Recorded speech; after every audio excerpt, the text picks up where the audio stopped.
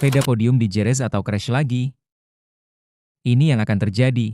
Bagaimana jika Veda Ega Pratama akhirnya naik podium di sirkuit Jerez Spanyol? Tapi, bagaimana jika justru kembali crash seperti sebelumnya? Dua kemungkinan ini bisa mengubah arah karirnya di Moto3 musim ini. Jika Veda berhasil naik podium di sirkuit Jerez, ini bukan sekadar hasil biasa. Ini adalah statement besar. Karena Jerez bukan sirkuit baru bagi Veda. Artinya, jika dia tampil kompetitif, itu bukti bahwa adaptasi, setting motor, dan mentalnya sudah berada di level yang tepat. Dampaknya, 1. Kepercayaan diri Veda akan meningkat drastis. 2. Tim akan semakin percaya dan memberikan support lebih besar. 3. Nama Veda akan mulai dilirik sebagai kuda hitam Moto3. Bahkan, bukan tidak mungkin dia mulai konsisten di barisan depan, bersaing dengan pembalap top lainnya. Dan yang paling penting, fans Indonesia akan kembali punya harapan besar melihat Veda bersinar di Eropa. Tapi, bagaimana jika justru sebaliknya? Jika Veda kembali mengalami crash di Jerez, ini bisa jadi pukulan berat. Karena crash beruntun bisa menimbulkan beberapa efek. 1. Mental pembalap bisa terganggu. 2. Kepercayaan tim sedikit menurun. 3. Tekanan dari publik semakin besar. Apalagi Jerez adalah sirkuit yang cukup teknis. Jika crash terjadi lagi, bisa muncul pertanyaan, apakah Veda terlalu memaksakan? Atau ada masalah di setting motor? Namun, crash bukan akhir dari segalanya. Banyak pembalap besar pernah jatuh berkali-kali sebelum akhirnya sukses. Jadi, Jerez akan jadi momen krusial bagi Veda Ega Pratama. Naik podium, bisa jadi titik balik menuju kesuksesan. Crash lagi, bisa jadi ujian mental terberat dalam karirnya. Sekarang pertanyaannya, menurut kalian, Veda bakal podium, atau justru crash lagi? Tulis pendapat kalian di kolom komentar.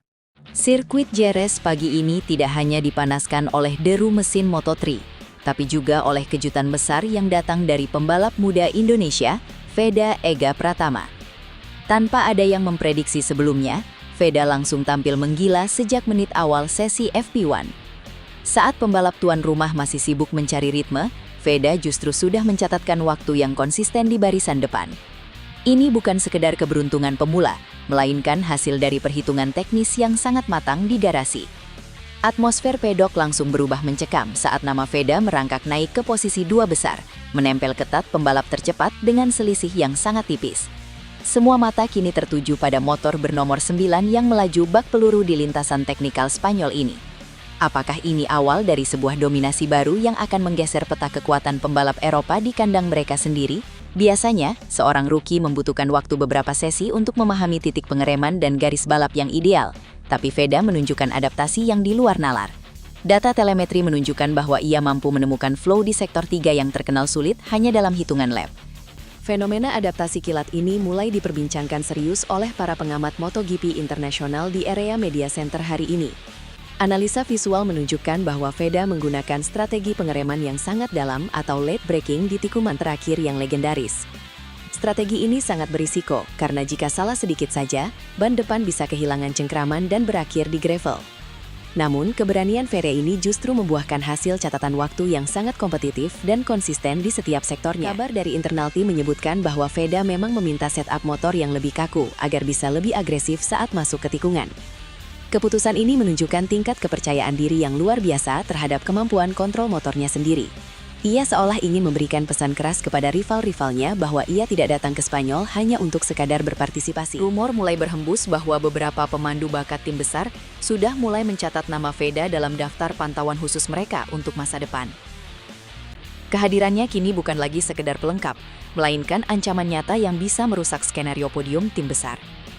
Di tikungan-tikungan cepat Jerez, Veda berani merebahkan motornya hingga batas maksimal, jauh lebih miring dibanding rata-rata pembalap kelas Moto3 lainnya.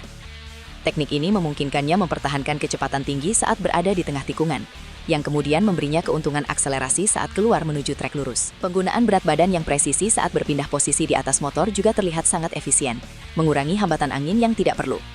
Para ahli aerodinamika di paddock mencatat bahwa posisi tubuh Veda sangat aerodinamis, mirip dengan gaya balap pembalap MotoGP kelas utama. Melihat kecepatan Veda yang tidak terbendung, beberapa pembalap tuan rumah mulai terlihat mencoba melakukan permainan mental di lintasan. Dalam beberapa kesempatan, terlihat pembalap lawan mencoba melakukan towing atau mengikuti jalur balap Veda untuk mencuri data kecepatannya secara langsung. Banyak pengamat meragukan ketahanan fisik Veda saat harus melibas tikungan cepat Jerez yang menguras tenaga karena gaya gravitasi yang tinggi. Namun, Veda menjawab keraguan tersebut dengan stamina yang tampak sangat prima, persiapan fisik yang ia jalani selama di Indonesia dan kamp latihan di Eropa, terbukti membuahkan hasil yang sangat signifikan bagi daya tahannya. Ia terlihat sangat bertenaga saat harus melakukan pengereman keras setelah trek lurus, sebuah gerakan yang sangat mengandalkan kekuatan otot tangan dan inti tubuh. Jika kondisi fisik ini tetap terjaga hingga balapan utama, bukan tidak mungkin Veda akan menjadi ancaman paling serius bagi barisan depan di lap-lap terakhir nanti. Jangan lupa like, komen, dan subscribe. Saya akhiri. Assalamualaikum warahmatullahi wabarakatuh. Salam.